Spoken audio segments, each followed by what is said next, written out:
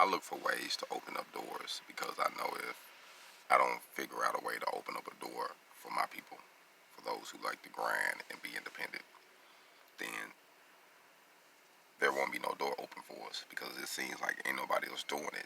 You see what I'm saying? Now, I can't control your skill set. I can't control your mentality and your craft. That's something that's on you. But what I can do is provide a door open. So once you're ready, you can step in. You see what I'm saying? And we can get some money together and you can think independently. And I can show you some things. But with anything you do, you have to invest in yourself. You have to know what you want.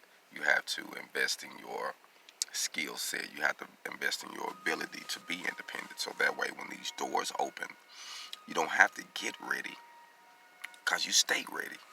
See what I'm saying? Old school dude taught me that a long time ago, man, when I was in prison.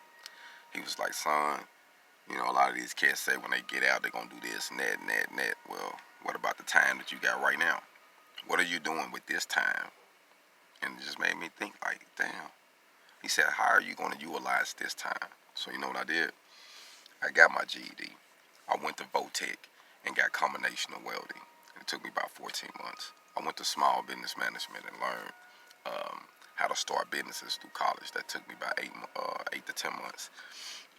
I took these courses and classes so that way I can be ready and I wouldn't have to get ready. And that's what you have to do when you out here on the grind, man, because doors will open, but you have to be ready. Hold on.